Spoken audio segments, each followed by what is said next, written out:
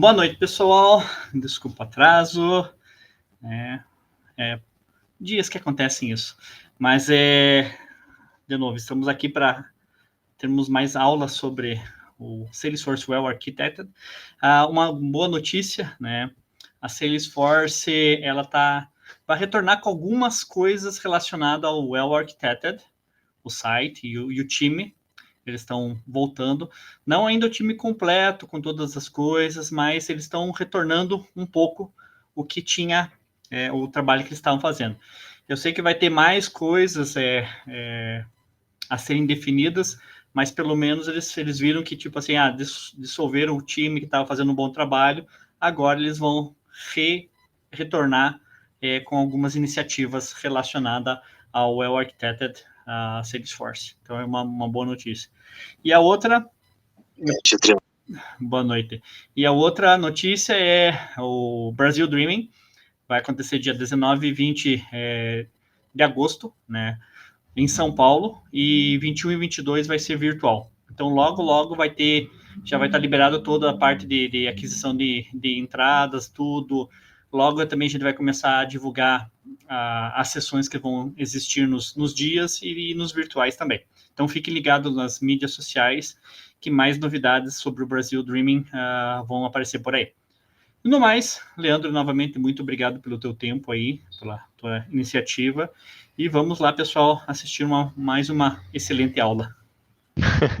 Obrigado, Maurício, pelo espaço. Obrigado, pessoal, por estarem presentes aqui para a gente conversar um pouquinho e fazer mais esse exercício juntos aqui de arquitetura. Hoje eu trouxe mais uma dimensão aqui do Architect, que é a Composable. Acho que é uma parte aí que está bem no nosso dia a dia, tem bastante conversa, tem bastante dificuldade para implementar, então a ideia aqui hoje é a gente falar das melhores práticas, mas também, de repente, discutir um pouquinho a realidade de cada um, que a gente sabe que às vezes é um pouco diferente, né? O slide mais famoso do mundo aqui da Salesforce eu vou passar, porque esse slide já é antigo, eu não vou falar de nada que não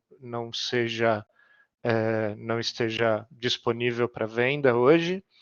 E a nossa agenda é como a gente tem feito todos os últimos workshops. A gente vai fazer uma introdução sobre o Well Architected. Talvez todos que estejam aqui, se já participaram de uma das últimas 3 sessões aí, já conhecem, mas a gente passa rapidamente. Depois a gente vai falar sobre o nosso cenário. São 2 desafios, como a gente tem feito nas últimas vezes também. Depois a gente vai falar das soluções e um pouquinho mais sobre o Well Architected.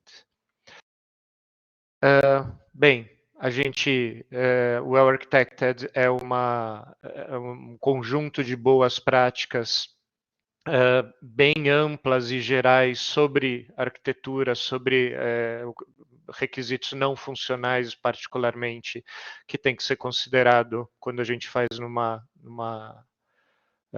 arquitetura Salesforce, e um grande benefício dele é justamente ser completo, digamos assim, né? Em inglês eu diria comprehensive, eu não sei se compreensível é uma boa tradução, provavelmente não, mas ele tenta ver a totalidade da arquitetura. Então, para mim, pessoalmente, uma das grandes vantagens de você consultar o Well Architected é não somente ver uma boa prática específica, digamos, sobre a composição da sua solução ou automação ou enfim outra coisa, mas também de você conseguir lembrar de todos os pontos e ver se você não deixou passar nada. Enfim, aí aqui já é até um pouco do que eu falei, né? Por que ele importa? Justamente porque a gente não é capaz de lembrar de tudo, né? A gente não é capaz de lembrar de todas as dimensões, a gente não é capaz de lembrar de todas as boas práticas, né? Então é bem legal ter disponível um guia que a gente pode consultar a qualquer momento e que nos dá, se não o detalhe, muitas vezes a gente chega num nível bem detalhado de boa prática, mas pelo menos uma visão geral aqui do que a gente precisa considerar ou não dentro de uma solução Salesforce. E quando o pessoal montou esse framework, eles dividiram em 3 pilares. Então, a Salesforce dividiu em Trusted, Easy e Adaptable. A gente já falou, deixa eu ver se eu vou me lembrar. A gente começou com Resilient. Não, perdão. A gente começou com Compliant, depois a gente foi para Automated, depois a gente foi para Resilient e agora a gente está indo para Composable. Depois vai faltar o Intentional, Engaging, Secure e Reliable. Acho que é isso. Tá. Então hoje vamos falar de uma solução possível de se compor. Eu não sei uma boa tradução para composable. É composta, é composição mesmo, tá certo? Não, mas eu digo assim, composível, né? Componível, não existe. Uma Mas enfim, solução composta. que possa ser composta por várias, enfim, criada por componentes, né? E a grande característica dela, brincadeiras aí sobre tradução, sobre inglês à parte, é que ela pode ser ajustada rapidamente e se manter estável, né? Imagina, tem um termo famoso já muito, acho que até bem antigo, eu não lembro quem compôs esse termo, que é, depois eu posso até procurar se a gente tiver um tempo, que é a grande bola de lama, né? Great Ball of Mud, é um padrão de arquitetura, se vocês procurarem. Que é basicamente vamos dizer, é uma avalanche, né? Arquitetura que se formou colocando coisa e virou uma bagunça ali, e isso é obviamente nada estável e não pode ser ajustado rapidamente. Então, o que a gente quer em ter uma arquitetura composta, vou usar aí o termo o que o Maurício me ensinou aí, é poder rapidamente alterar alguma coisa, criar algo novo, acrescentar algo novo, corrigir algo que não está funcionando bem, né? E mover uma peça dentro ali, fazer essas correções e melhorias, etc., sem quebrar o que está em volta, né? Então, seguindo aqui. Então, deixa eu só adicionar. Uma outra tradução do composable é combinável. Eu acho que cairia melhor. Uma solução boa. combinável, onde é possível ajustes mais rápidos. Boa, obrigado, né? Maurício. Desculpa derrubar. Imagina. Então, o que a gente imagina e o que a gente identifica indo no detalhe do combinável, do composta aí? A gente tem 3 tópicos principais, que são a separação de responsabilidades, a interoperabilidade e a empacotabilidade, vamos chamar assim. Essa palavra não deve existir nem em inglês, então tá bom.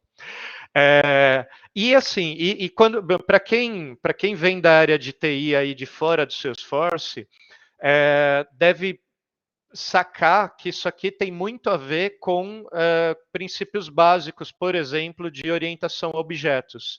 Por quê? Porque a gente compartilha, né, muito desse desejo dos princípios, dos objetivos que a orientação a objetos tenta trazer para a programação, que é você ter classes, no caso da orientação a objetos, cada uma com a sua responsabilidade, que falam entre si, mas não, em geral, a gente tenta fazer com que elas não dependam uma da outra. Então tem muita coisa aqui que vocês podem entender aí como herança, digamos assim, ou como uma similaridade com esses outros conceitos de arquitetura de software do mundo não Salesforce. Então, quando a gente fala de separação de responsabilidades, a gente leva em consideração unidades funcionais e gestão de estado.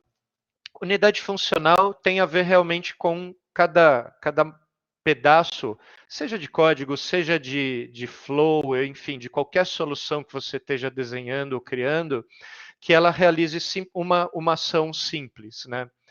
E state management, isso é bem familiar aí, talvez para quem já trabalhou também com microserviços, que também tem uma intersecção aqui com o que a gente vai falar hoje. Então, por exemplo, a gente fala que, em geral, né, um princípio fundamental de microserviço é não ter estado.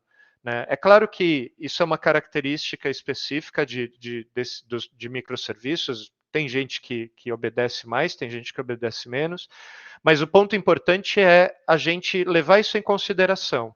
Pô, eu estou criando um componente, uma API, um flow. Isso aqui vai depender do estado atual ou ele vai sempre responder a mesma coisa, no sentido de dei uma entrada, ele vai sempre dar a mesma saída, ou eu dei uma entrada, ele vai considerar um estado existente para depois dar uma saída que então pode ser alterada de acordo com alguma coisa, alguma outra coisa, por exemplo, um valor de um objeto no Salesforce ou algo assim. Então a gente tem que levar isso em consideração quando pensa em separação de responsabilidades.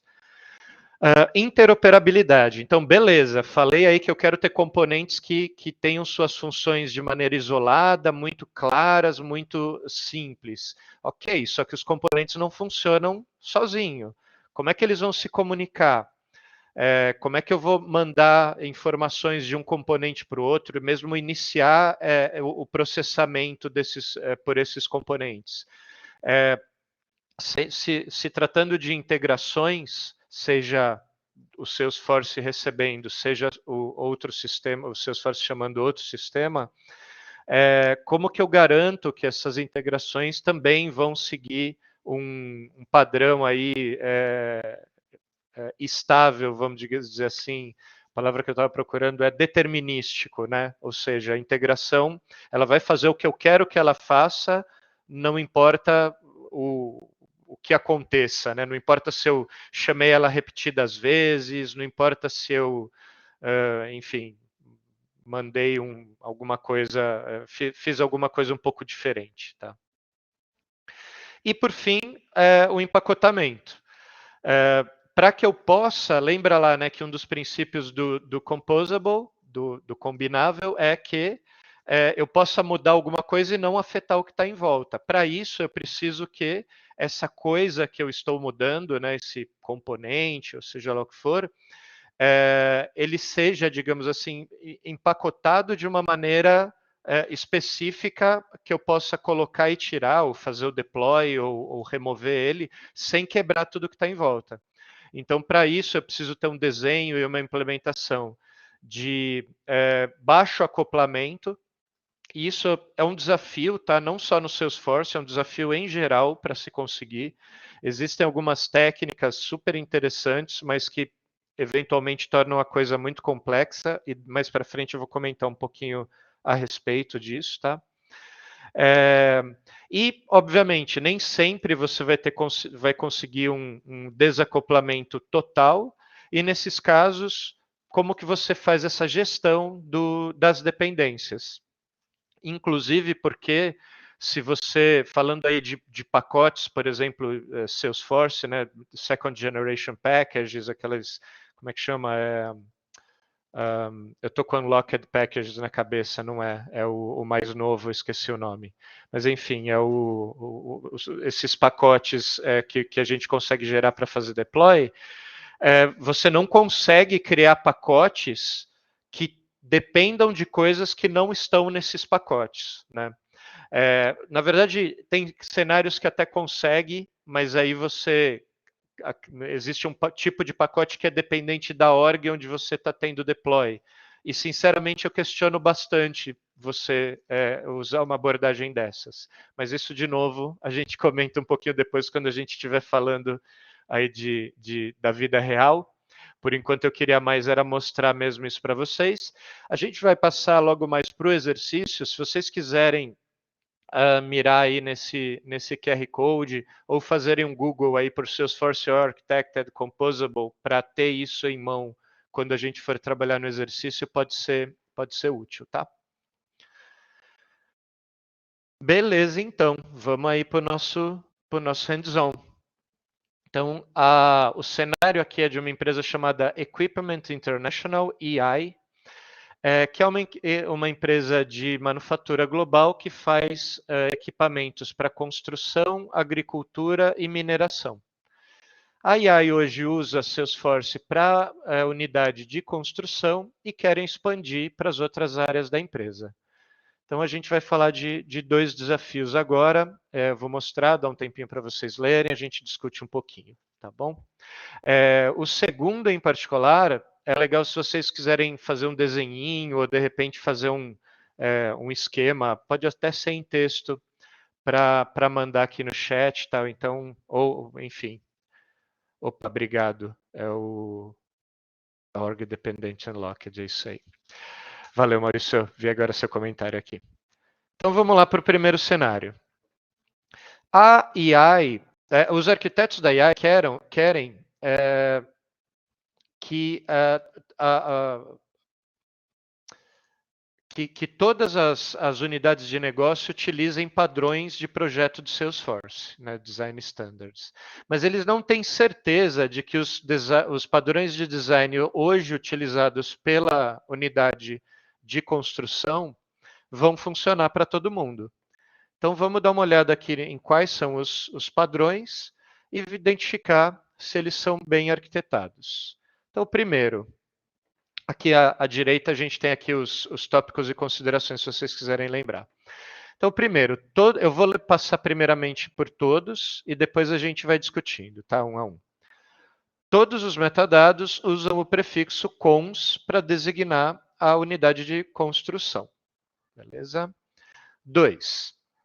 As automações precisam tratar erros de maneira elegante, através de caminhos de falha, e fazer um rollback, aí fazer um retorno de transações incompletas quando possível.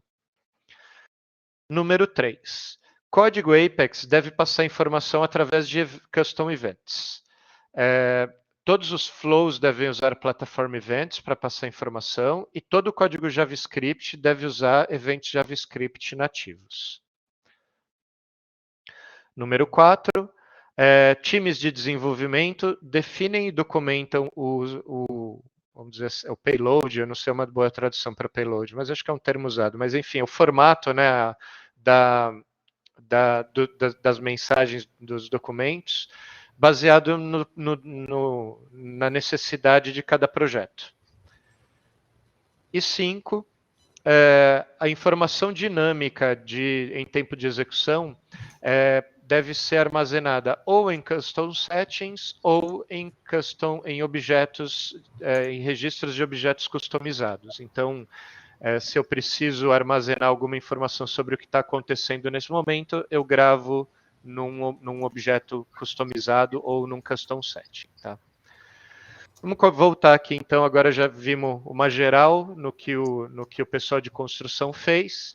Agora vamos bater o olho aqui no um a um e discutir um pouco. Então, primeiro, todos os metadados devem usar o prefixo cons para designar a unidade de negócio de construção. O que vocês acham aqui? É uma boa prática? Falta alguma coisa para a gente evoluir isso? Ou não? Não concordam? O que vocês costumam fazer? Inicialmente, sim. Porque você está diferenciando aonde vai tá atuando. Certo. Mas também temos a situação de campos, né? A gente tem que reaproveitar. O que não for possível reaproveitar e tiver que ser criado, beleza, entra dentro do prefixo cons. Mas quando existe a reutilização, né? Aí já a parte aí já vai mais na descrição. Se é código descritivo dentro do código, se é campo descritivo dentro da descrição na descrição, né? Descrição da descrição fica feio, né? Comentário dentro da descrição, né? Então, tipo assim, existem formas, mas levar ao pé da letra ao metadata uses the prefix cons já é complexo, né? Porque daí você assume que você vai ter que criar campos, novos campos, para que tenha o prefixo antes. Então, a parte de reusabilidade, tudo assim, já fica meio comprometida quando você for uma afirmativa. Mas, em princípio, né, quando você precisar criar alguma coisa nova, faz sentido. Não, perfeito. Eu entendi um ponto ótimo aí, Maurício, que você não apenas você isso aqui se refere apenas a metadados customizados, né? Metadados existentes aí de padrão da org, você realmente não faz sentido, né? Você, enfim, criar nada novo, até porque isso vai te causar vários problemas. Por exemplo, você não vai conseguir substituir o campo name, e se não me engano, o name é mandatório em todos os E é objetos. padrão não modificável. Agora, e com relação às outras unidades de negócio? Alguém quer dar alguma ideia?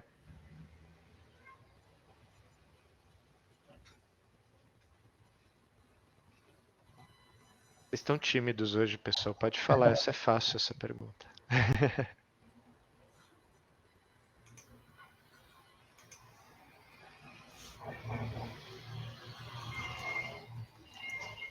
Bom, beleza, vamos passar aí, então.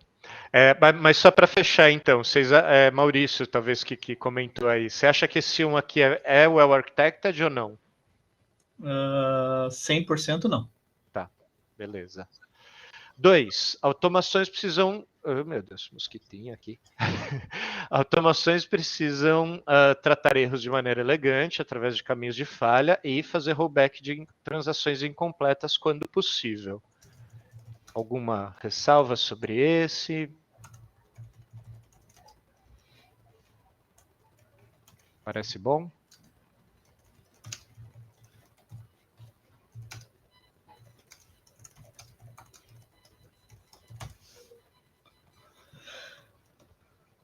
Vou deixar 20 segundos de silêncio desconfortável para vocês.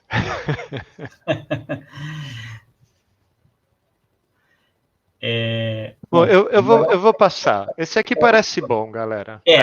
Esse parece bom. Eu concordo. Esse daí tá dentro dos parâmetros do well architected. A princípio. A princípio. Vamos lá, vamos ver o 3. Código Apex deve passar informação via custom events. Todos os flows devem usar platform events e todo JavaScript deve usar eventos nativos do JavaScript. Esse aqui eu vou comentar algumas coisas já para deixar que eu pensei quando eu vi, tá? Então, primeira coisa, quando eu vejo custom events, eu penso, eu tenho uma tendência a já pensar em platform events. Eu desconfio que quem escreveu esse desafio pensou naqueles eventos mais antigos, lembra? Que dava para você definir vários tipos de eventos, de streaming API. Eu desconfio que a pessoa que pensou aqui pensou nisso. Falou, beleza, vai ter o Platform Events no Flow, mas o Apex vai usar um evento daqueles totalmente artesanais, digamos assim. Seria os actions.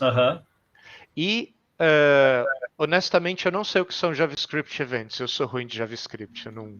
Então, fiquei na dúvida aqui quando eu vi isso. Alguém tem alguma opinião, algum ponto sobre esse?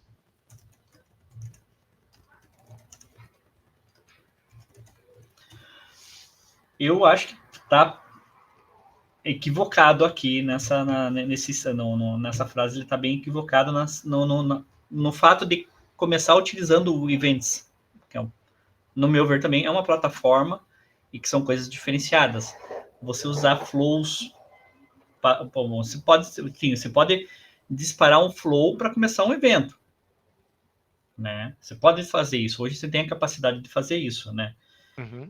Tá, beleza. O JavaScript ali, eu também não sou muito forte em JavaScript, então eu fiquei meio JavaScript Events. O Apex Code should pass information via custom event. Sim, quando você distancia um evento, normalmente você vai pegar uma classe e vai mandar informação. Mas assim eu fico mais... O JavaScript, como também que você não sou forte, então eu fico assim no evento, né? E aí o que eu pensei, né? Até vi o comentário do Igor e o que eu pensei tá um pouco. Eu vou falar o meu comentário, depois vou comentar sobre a comunicação de LWCs, né? Eu falei dessa história do Custom Event justamente porque quando eu li isso aqui a primeira vez, eu falei, por que ele está falando diferente aqui de Apex usa Custom Event, Flow usa Platform Event? Porque para mim, beleza, Custom Event é o Platform Event lá que eu crio novo. Aí eu falei, não, então ele está falando de coisas diferentes. Assumindo que ele está falando de coisas diferentes, eu acho errado. Porque, cara, o Apex e o Flow, assim, vamos combinar, né? É muito, muito próximo. E em ambos você consegue tanto ter triggered Apex, ou, né, triggers Apex ou triggered Flows por Platform Events, quanto consegue criar novos eventos. Então você consegue iniciar e finalizar disparando eventos se assim for desejável e necessário. Então, no mínimo, eu faria, e aí, como eu falei, eu não manjo de JavaScript, então eu estou deixando essa parte de lado. Isso aqui é, inclusive, dica de como fazer certificação Salesforce, tá, gente? Eu estou ignorando a parte que eu não sei e estou focando no que eu sei e tentando responder desse jeito. Então, no mínimo, essas duas primeiras eu já acho que está errado, porque essa parte eu conheço bem, Apex e Flow, e eu não iria por essa linha. Eu faria um tipo de evento só para os dois, né? Um tipo de evento comum, que provavelmente seria o Platform Events. Aí, sobre o JavaScript, não sei se tem alguém aqui... Eu já peguei aqui, né? O JavaScript Events são eventos que ocorrem no lado do browser. Então... Tá. Né? Então não tem nada a ver com eventos do servidor, é só no browser. Se for isso mesmo, né, assumindo que quer dizer, você não consegue mandar eventos, então você não conseguiria mandar eventos de um LWC para um Apex, por exemplo. Então já está ruim, né? De qualquer forma, aqui eu acho que o que seria interessante, tá? Eu pensaria em que JavaScript, pelo menos entre componentes mesmo, né, entre componentes LWC, utilize lá o Lightning Data something lá, enfim, mas aquelas capacidades padrão realmente de troca de informação entre componentes Lightning, que tem inclusive um cache, enfim, tem um monte de coisa já feita pela própria Salesforce, pela plataforma. Agora, de novo, havendo necessidade de se comunicar com Apex, ou enfim, de talvez gerar um evento diretamente do componente, eu talvez iria para o mesmo caminho de padronizar, né? Então, mas não sei, esse terceiro eu admito que eu fico um pouco na dúvida, mas os dois primeiros eu preferiria utilizar uma coisa só, porque não faz sentido. Imagina que eu tenho um Apex que depois precisa disparar um flow, eu precisaria pegar um evento do tipo Custom Event no Apex e gerar um Platform Event. Tipo, por que eu estou aumentando minha complexidade, né? Alguém tem algum comentário, dúvida sobre isso que eu comentei aqui, que eu falei? O Maurício, sobre o que o Maurício falou?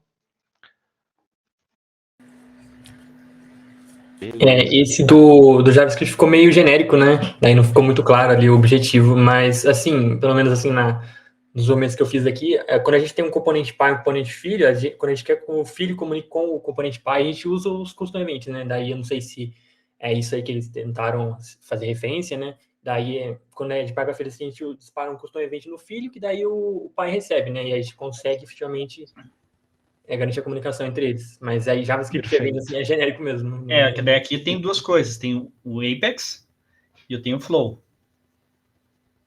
Então, o correto em termos de arquitetura, tanto de parte sustentável e como em termos de manutenção e o que seja, escalabilidade, tudo isso daí, é você partir por uma coisa prática e fácil, sem criar complexidade. Então, você está usando duas ferramentas que tenham poderes, onde você poderia só usar uma ferramenta, né, para se tornar mais fácil você fazer qualquer trabalho futuro. Então, é complexo essa pergunta, né? Utilização de Apex e Flows, né? Um que vai para o Custom Events também, que eu penso que também não seja tanto a plataforma Events, né? Então, né, eu fiquei bastante na dúvida. E no do JavaScript, sim, eu pesquisei aqui, que essas são ações, quando ele fala nativo JavaScript Events, são ações que acontecem no browser. Então, eu já tiraria ela, o 3, pelo fato dessa última parte. Aqui tem uma questão interessante que é até importante, né? Isso a gente já viu, inclusive, nos outros exercícios. Quer dizer, a gente está fazendo uma sessão de 1 hora aqui para conversar sobre alguns temas e, enfim, o ponto é, a gente não define um padrão de design em uma linha, né? Então, isso aqui está, de certa forma, até propositalmente vago, mas um ponto aqui para a gente também levar em consideração é, quando eu for definir padrões, por exemplo, de comunicação entre componentes, eu preciso ser específico. Então, o Igor colocou um ponto muito bom, ele até me fez lembrar do meu estudo do pouco estudo que eu tenho de JavaScript, mas dessa história de você passar as informações, né, do Data Object Model do JavaScript, dos eventos para cima e para baixo, né? Então, você provavelmente, o que seria correto aqui é a gente definir uma forma de comunicação dentro do próprio componente. Então, digamos, eu tenho lá um botão e um texto. E aí eu crio um componente só com esse texto. Quando eu digito o texto, clico no botão, ele manda um evento, alguma coisa do tipo. Isso vai ter que seguir um determinado padrão. E esse padrão, obviamente, não vai ser Platform Events, porque eu estou falando de uma coisa que está ocorrendo no browser, realmente. Agora, entre componentes diferentes, né, aliás, não só ocorrendo no navegador, mas ocorrendo dentro de um LWC só, ou seja, eu tenho vários JavaScripts, mas no fim eu coloco eles em pacote dentro de um componente Lightning, que vai ter várias coisinhas, digamos assim, lá dentro, se comunicando entre si, né? Depois, cada componente ainda pode ter outra forma de se comunicar, né? Que aí não vai ser necessariamente esse cascadeamento aí de eventos. E como eu falei, existe essa parte de padronização do Data Lightning Library, não lembro como é que é agora. Mas, e aí, para fechar aqui o raciocínio, eu preciso de um padrão também para quando eu preciso, por exemplo, de um componente Lightning enviando uma chamada para um outro, para um Apex, ou mesmo para um sistema externo, porque é uma possibilidade. Cada cenário desses pode ter padrões um pouquinho diferentes, e aí a gente precisa, no mínimo, eu não digo que a gente precisa definir padrões para todos os cenários, às vezes é impossível você pensar em tudo, mas pelo menos para quando você definir o padrão, você ser específico. Então, beleza, quando all JavaScript should use native JavaScript events, todos os JavaScript devem usar JavaScript nativo. Ok, mas em que cenário, né? Quando eu estou comunicando LWC com LWC, ou tem alguma outra situação, né? Então, esse aqui é um ponto importante. Esse aqui, de fato, acho que não está bem arquitetado. Número 4. Equipes de desenvolvimento definem e documentam o conteúdo, vamos chamar assim, das mensagens baseados em necessidades de projeto. O que vocês acham desse aqui? E aqui imagina, né, de novo, estamos falando de mensageria, então componente falando com componente falando com API, API falando com API, em geral, tá? Se você não conhece todos os cenários, pensa num que você conhece. O que você acha? Que a gente é bom definir, cada projeto define o seu? O Lúcio falou que acho que deveria seguir algum tipo de padrão. Também. Mas a definição, às vezes, do payload, né? Você vai ter ela completa quando você vai estar trabalhando com a integração. Eu tô colocando um cenário de integração. Uhum. Né? Tudo bem. Que é onde que a gente fala de payloads, normalmente. Então, só no momento quando você está trabalhando no cenário de integração que você vai ter toda a base do que é necessário do outro lado e o que a gente tem que montar. Então, eu acho que aí sim vem aquela parte de de ser necessário o time tá definindo. Mas eu concordo com o Lúcio. Tem que partir de um padrão. Mas as modificações de ajustes devem ser, sim, do time de desenvolvimento, porque eles vão estar com o real cenário. A mesma coisa, vamos colocar lá, um arquiteto de solução dá ele pensa o que deveria ser feito. O pessoal técnico ele vai transformar aquilo que ele está pensando em realidade construtiva. E às vezes alguma coisa, tá faltando tal campo lá, é mandatório, mas está faltando aqui. Então, tipo, esses ajustes, sim, eu acho que seria parte do time de desenvolvimento de definir, porque ele viu que existiu a necessidade. Mesma coisa é uma regra de validação. Às vezes você está criando uma classe e quando você começa a fazer, quando você faz o teste lá, você viu que está faltando, dá um erro. O quê? Faltou aquela parte de teste. Então, eu acho que esses menores detalhes, sim, é o time que deveria definir. Mas eu concordo, tinha que partir de um padrão para não deixar a Deus danar tudo, né? É isso aí, vamos lá. Também acho que parece uma boa ideia. Indo para o 5 aqui, informação de tempo de execução, dinâmica de tempo de execução, deve ser armazenada em custom sets ou registros de objetos customizados. O que vocês acham?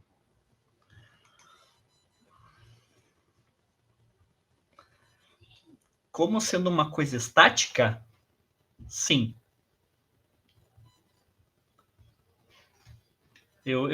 Tipo assim, eu parto de um pressuposto onde que as informações a serem gravadas são estáticas.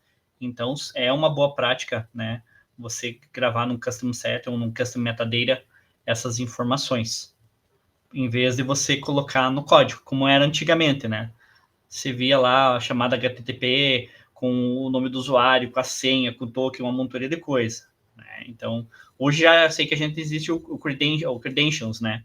Para essa parte. Mas, quando é uma informação estática que é necessária, para não expor, né, ela, eu entraria num custom settings, num custom metadata, não um custom object record.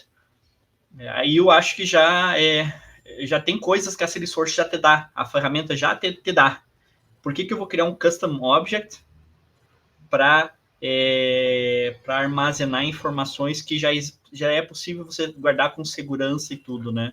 Então, o custom object eu não partiria para isso. Eu ficaria no custom set, no custom metadata, não dentro do custom object. Legal. E mais alguém? Alguém tem mais algum comentário?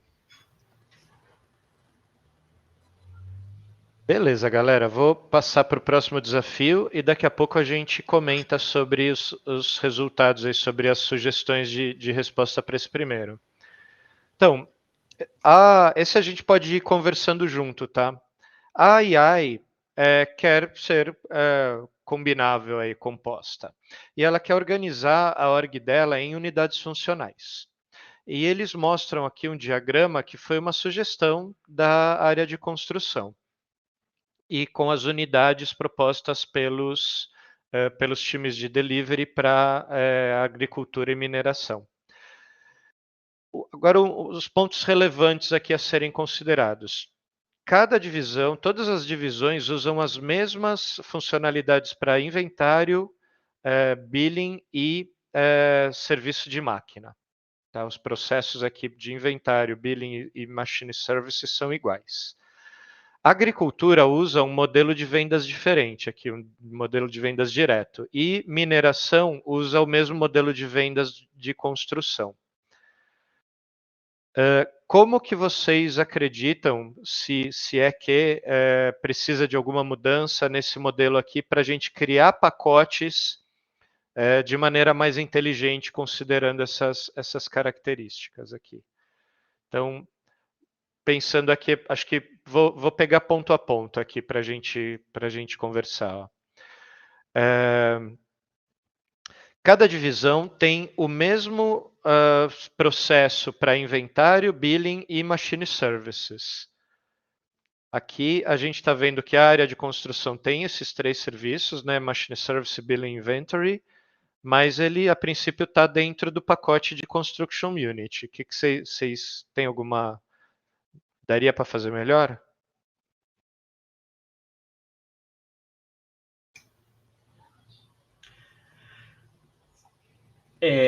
Sim e talvez. Quando a gente parte do princípio da reutilização, se todos eles estão no mesmo, elas têm a mesma, exatamente a mesma utilização do Inventory, Billing, Machine Service, e ela está já dentro da unidade de construção, é a reutilização. O problema é que geralmente não é o correto, né? Você tenta criar uma arquitetura agnóstica no sentido da reutilização, não ser tão específica em termos de pacotes, né? E aqui dentro está dentro do Construction Unit. Então, em termos de pacote, quando a gente fosse para a parte agnóstica, eu faria separação, mesmo sendo iguais, a utilização iguais, tudo igual. Porque se fosse necessária alguma customização, ela poderia ser exposta de uma forma diferenciada e separada, né? Mas imagina o seguinte aqui, imagina que a gente está fazendo numa org só, né? Eu posso compartilhar funcionalidades entre pacotes. Eventualmente eu faço mas não vamos arquitetar para o futuro, vamos pensar no problema imediato aqui. Então, eu acompanhei seu comentário até e concordo até o momento que você falou, beleza, Inventory, Billing e Machine Services, por serem comuns, não deveriam estar no pacote de Construction Unit. Isso, inclusive, tem a ver com aquela questão lá do prefixo do metadado, de certa forma, né? Aí você fala, beleza, mas então eu vou fazer o quê? Vou replicar eles? Não, porque eu quero reutilizar. Mas aí a gente teria uma outra saída. Alguém sugere? Eu não quero manter no Construction Unit, mas eu também não quero copiar para cá. Eu criaria microserviços, Inventory, Billing e Machine Service. Boa ideia, Hugo. Faz sentido. Uhum. Alguém quer comentar alguma coisa diferente? Beleza, vamos seguir então. Agricultura usa um modelo de vendas direto e mineração usa um modelo de vendas igual ao de construção. E aí, o que a gente faz com isso? O modelo de vendas direto está aqui no Distributor Sales. Não, perdão. O mesmo de construção, né? Então, mining e construction. Mining vai compartilhar esse Distributor Sales com construção. Agora, para farming, a gente precisa aqui de um direct sales que não está aqui em lugar nenhum, inclusive, né? Correto. O que vocês acham que dá para fazer aí?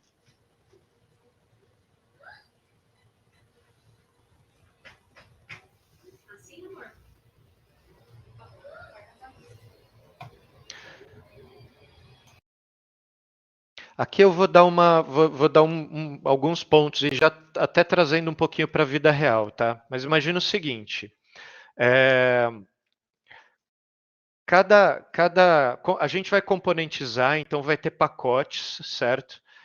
Seguramente cada uma das unidades de negócio vai precisar ter um pacote específico delas para coisas que eles fazem e as outras não fazem, né? Mas o que a gente está falando aqui, tanto para o caso dessas funcionalidades comuns, quanto para o caso, né, Inventory, Billing, Machine Services, quanto para o caso do Distributor Sales, é que pelo menos nesse momento isso vai ser comum. Então, o que eu estou dizendo?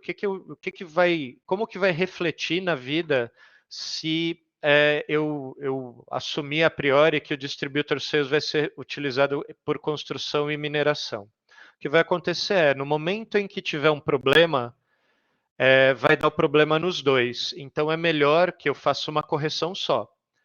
Por outro lado, se eu precisar de uma melhoria e eu sou construção, eu vou precisar falar com o meu amigo mineração né, para falar, escuta, eu quero essa melhoria. E se ele gostar, vai ser o melhor dos mundos, porque eu faço uma melhoria só e impacto 2 áreas de negócio. Se ele não gostar, a gente vai ter que discutir qual que vai ser a saída para isso. Mas, de qualquer forma, pensando nesse cenário, no mundo ideal, digamos assim, né, em que o processo sempre segue equivalente entre as 2 áreas, o legal é que eu tenha um pacote que tenha esse método de vendas, né?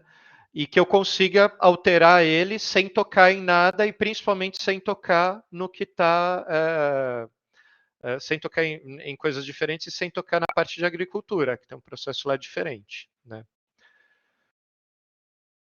Então, aqui, assim, a gente pode brincar com esses quadradinhos aqui de várias formas, tá? Por exemplo, imagina assim, aqui dentro eu tenho meus componentes, mas eu posso quebrar um pacote aqui e chamar ele, por exemplo, de serviços comuns e colocar inventário, billing, machine services lá, né? É claro que, aí voltando de novo à vida real, né?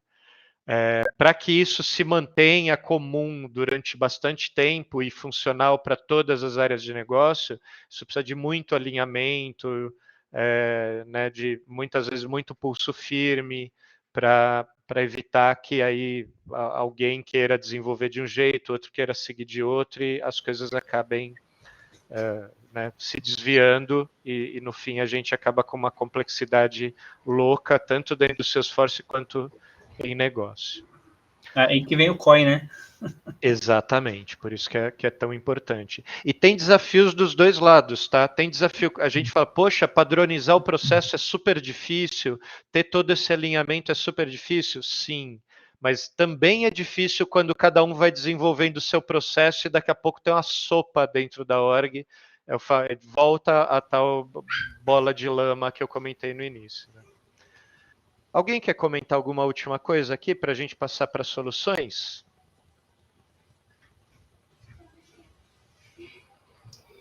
Vamos lá, pessoal. Podem abrir o microfone aí. Aqui não existe errado. Aqui existem as coisas que nós estamos aprendendo. Então, pode ficar tranquilo, pode dar ideia. Estou pensando nisso. Beleza, pode ser. Lembre-se que o Salesforce ele aceita muita coisa, né? Então... E assim, sendo muito, muito transparente aqui, pessoal, nós aqui, eu, digamos, né, conhecendo melhores práticas, às vezes eu não sigo ou às vezes eu não recomendo para alguns clientes. Tem coisa que é muito boa e às vezes eu chego para o cliente e falo, cara, entendi seu cenário, então para você eu acho que o melhor é fazer, ou para você, e diria mais, hein, para você agora o melhor é fazer diferente. E até comentando um pouquinho aqui, talvez esse seja a maior mensagem dessa parte aqui, especialmente desse desafio. Cara, trabalhar com Unlocked Package exige uma maturidade das equipes de design mesmo, que é muito difícil atingir, tá? Já faz alguns anos, hoje eu não sei como é que a gente está, mas já faz alguns anos eu fiz uma pesquisa com vários arquitetos da Salesforce e a gente fez um levantamento dos desafios de trabalhar com Unlocked Package. E às vezes acontece, que nem eu estava comentando, né? Poxa, vamos criar então um pacote comum. Maravilha, parece lindo. Na hora H, sabe, acaba tanta gente tendo que mexer nesse pacote comum que vira também uma bagunça e você não consegue né, coordenar aquilo, e enfim. Então tem bastante desafio, e isso aqui é a realidade para pouquíssimas empresas, talvez não seja para nenhum de vocês trabalhar com Locked Package, tá? Uhum. E para mim hoje, por exemplo, no meu momento atual não é a minha realidade, então fiquem à vontade aí para falar o que vocês fariam, como é que ou que enfim, nunca trabalharam com isso. Mas vamos lá, vamos passar aqui para a gente ficar no tempo. Então essas são as perguntas aqui que a gente tentou discutir, que a gente vai tentar conversar um pouco e vamos passar para a solução. Então, sobre o metadados ao prefixo, não é uma má prática, mas realmente para a gente considerar as 3 unidades, a gente precisaria que usasse no mínimo 3 prefixos, etc. Então, por que não é bem arquiteturado aqui? As convenções de nome devem fazer a proposta do metadado ser mais simples de entender e alinhado às funções de negócio. Então, assim, cons tá bom, já não é o ideal, mas no mínimo a gente vai precisar de cons, farm e mine, né? Talvez a gente precise de uma commons, né? E nesse caso da commons, muito provavelmente a gente não vai querer chamar de commons o prefixo, a gente vai querer direcionar mais para o que ela está fazendo, por exemplo, inventory, billing, né? Então precisa de um padrão um pouquinho mais completo aqui, tá?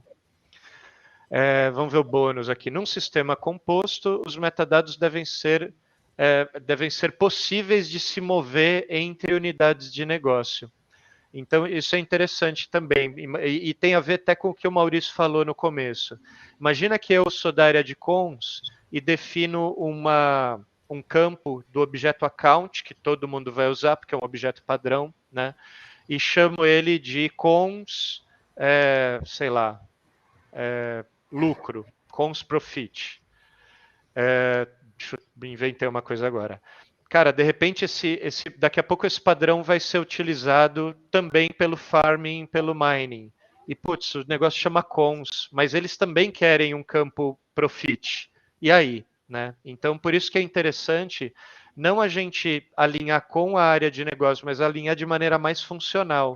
Então, talvez usar, por exemplo, sales profit, né? Se tiver a ver com o processo de vendas. Porque aí eu consigo tanto reutilizar, eventualmente eu resolvo, poxa, eu quero quebrar esse pacote. Hoje é um pacote de cons, eu quero transformar ele num pacote de vendas e de services. E aí eu não preciso ficar com o prefixo cons lá dentro. Então, muitos pontos bons aqui nessa resposta. Número 2, as automações têm que tratar os erros e fazer rollback, essa de fato está certinha. Número 3, código Apex deve passar informação via custom events e aí os outros passam por padrões diferentes. Essa não está well architected, porque elas devem usar mecanismos e padrões consistentes, né? Então, de novo, sendo necessidades de uso similares, tem que usar o mesmo. Então, por exemplo, aqui, né, o Flow e o Apex são muito similares, então deveriam estar usando o mesmo. O JavaScript talvez possa usar um padrão diferente, porque é um pouquinho diferente a finalidade, mas mesmo assim talvez não deveria ser event JavaScript. A gente precisaria entender melhor o que ele quis dizer aqui, ou enfim, ou talvez seja falha nossa de não conhecer também JavaScript. Número 4. Os times de desenvolvimento definem e documentam os conteúdos das mensagens baseado em tipo de projeto. A gente tinha falado que não, porque deveria ter um padrão, né, como o Lúcio comentou. E de fato é o que ele fala aqui. Deve ter um padrão claro para as estruturas dos eventos. Então, e o que o Maurício falou também é verdade, quer dizer, a equipe de desenvolvimento do projeto, no fim, vai poder acrescentar ou tirar coisa? Sim, mas vai ter uma base ali que vai ser padrão e que ela não deve modificar e deve utilizar e preencher. E número 5, informação de dinâmica de tempo de execução deve ser armazenado em custom settings ou custom object records. Pessoal, aqui vale um ponto interessante. Primeiro, o custom object, o que o Maurício comentou, está super correto, né? Exige não está mudando não, tá? Eu tô no Potential Solution 1, tá?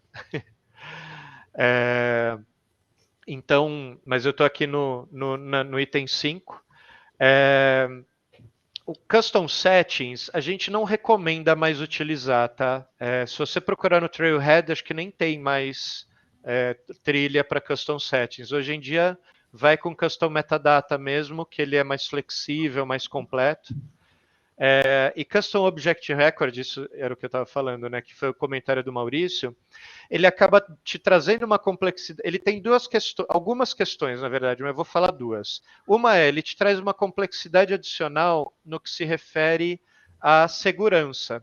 às vezes normalmente você vai querer que só administradores alterem essas informações. E se você está usando um custom object, você vai ter que se preocupar em quem vai ter visibilidade disso. Um outro ponto que muitas vezes pode ser relevante, eu não sei se todos sabem, essa é uma informação até meio ignorada, mas é que custom metadata é automaticamente carregado no cache da plataforma. Então, uma query no custom metadata ou no custom settings, também tinha isso, ela é ultra eficiente. Né? Ele é feito para isso. O custom object não. Se você tem uma quantidade razoável de registros lá, uma query pode ser pouco performática. Né? Isso não é comum para informação dinâmica de tempo de execução, mas pode ser relevante. E eu já achei isso daí, quando você veio com esse exemplo, né, nessa pergunta, eu já achei isso daí num projeto que trabalhei na Europa, que eles tinham um custom object para salvar informações de uma outra aplicação para quando fosse executada. Eu falei, caramba. Né? Então, eu já vi alguns cenários em que isso foi feito. Tem vezes que não é terrível. Então, por exemplo, às vezes é justamente o contrário, né? Você quer que várias pessoas da organização possam ser capazes de alterar. Aí, beleza, você acaba indo para Custom Object. Enfim, tem momentos que dá para se considerar, mas de maneira geral... e outra, né? Uma dificuldade do Custom Metadata é que você só consegue alterar ele ou na interface visual ali, né? Que aí vai ser no setup, então você precisa dar uma permissão parruda para o cara poder ir lá mudar. Isso. Ou via deploy. Então, quando você quer que muita gente mude, de fato, provavelmente você não está querendo custom metadata type. Tá? Um exemplo até interessante agora, lembrando, né, do custom object, vamos dizer que a pessoa que tem e-mails e o endereço da pessoa, né, a pessoa que está assinando lá, pode mudar meio frequentemente. Daí sim, você faz o referencial lá, que daí tem várias pessoas que podem ir lá e mudar o registro. Mudou o diretor, agora não é mais Maurício Leandro. Vai lá, é fácil de você alterar. Então, tipo, em relacional, daí você não precisa dar um permission set para o cara fazer bastante coisa. Quando você deu uma permission set de setup para o cara, Você abre as portas da alegria para ele. E da alegria e da cagada, né? Exato. Então, às vezes, sim, tem um cenário que nem você falou, tem um cenário que pode ser o custom object, que daí não tem tanta informação, não se torna uma coisa tão complexa de atualização, mas é o mundo Salesforce. E para a gente fechar, então, o segundo desafio, aqui está uma potencial solução. De novo, né? Como eu falei, de fato realizar isso é muito mais difícil do que pode parecer. É muito fácil desenhar, né? Mas na hora de componentizar, na hora de extrair, né? Por exemplo, na versão anterior, né? Distributor Sales estava dentro do pacote de Construction. Extrair isso exige que Distributor Sales não tenha dependência nem com Inventory, nem com Billing, nem com Machine Services, nem com outras questões específicas de Construction. Então, você precisa entender bem injeção de dependência, ter interfaces ali para abstrair a implementação. Isso pode ser bem complexo, tá? E mesmo a evolução e manutenção disso, né? Para você manter as coisas funcionando aqui, corrigir erros, etc., pode ser um esforço. Mas é algo para a gente exercitar, é algo para a gente saber que existe, né? Quando a gente chega num projeto novo, a gente entender a maturidade aí dos clientes, tá? No próximo slide eu vou passar aqui só para ele comentar os pontos 1, 2, 3 e 4 aqui, mas a ideia, grosso modo, questões específicas de cada área de negócio ficam em pacotes específicos, inclusive as permissões. Como vendas tem processos comuns, a gente criou um pacote de vendas com a Distributor Sales e Direct Sales, mesmo que Direct Sales hoje tenha só área de negócio de mineração, tá? E Distributor é compartilhado. Mas aqui a gente tem um pacote, então eu consigo mexer numa parte disso sem quebrar todo o resto. E por fim, Common Services é aquilo que é compartilhado, e aqui ele discute um pouquinho. Beleza, Lúcio? Obrigado, boa noite. As unidades funcionais focam nos trabalhos a serem feitos, né? Então é aquela parte lá de cima. E trabalhos comuns são unificados e não replicados. Só voltar aqui para mostrar, né? Então, número 2, a funcionalidade comum que pode ser necessária para mais de um pacote também está abstraída numa camada numa camada horizontal. A funcionalidade orientada à capacidade de negócio elimina a necessidade de metadados duplicados, então é um ponto interessante aqui. E por fim, um bônus aqui no Farming Permissions, ele fala, os pacotes de permissão em cada uma das unidades de negócio isolam, né, permitem que cada unidade de negócio acesse somente as funcionalidades relevantes para ela. Então, por exemplo, eu consigo evitar que Farming acesse Distributor Sales ou algo assim. Tem alguma dúvida, galera? Algum comentário? Como eu falei, tá? É importante a gente conhecer, são boas práticas.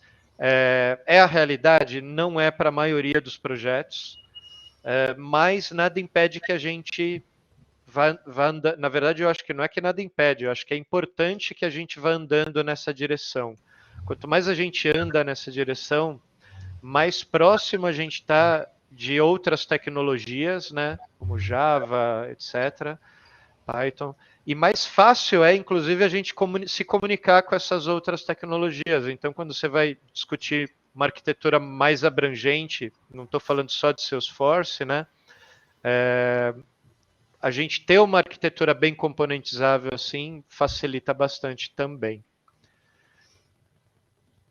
Então, galera, estamos em cima do tempo, mas eu posso ficar mais 5, 10 minutinhos, né? Era isso que a gente tinha para hoje. Não é ciência física nuclear, né? Como vocês puderam ver, mas são assuntos legais de discutir, são assuntos que quando a gente entra na vida real é complexo, tá? O Well Architected está aí para dar um apoio. Estou vendo aqui que a Gláucia colocou como curiosa vai ter propriedade para comentar, Gláucia. Faz muito tempo que eu fiz, acredito que ainda exista. Tem um módulo no Trailhead sobre esse Unlocked Packages. Ele é bem técnico, não é um módulo muito, muito simples, mas que é muito bacana. Então você faz o setup do projeto no VS Code, baixa... É um projeto. É um projeto, né? É um projeto. Dá uma visão bem clara do que é isso. Dá visão clara do caminho bonito, né? O caminho... os percalços não aparecem tanto assim nos o caminho do Trailhead. Mas, galera... Uma coisa que me fez lembrar disso daí, quando você estava mostrando o gráfico ali, né? Aquela parte do Big Picture, né? Os 4 níveis de arquitetura, né? Tanto da parte técnica, da parte de sistema, como da parte de business, né? Capabilities em coisa. Me fez lembrar essa divisão de onde você colocar cada funcionalidade, cada parte de abstração do negócio, do próprio sistema. Interessante essa pegada. Eu estava pensando em outra coisa quando você veio com o gráfico anterior, né? Beleza. Daí quando você mostrou esse daqui com a solução, é bem interessante. Você muda assim, ó, a percepção da real resposta, né? Do que a gente às vezes pode buscar.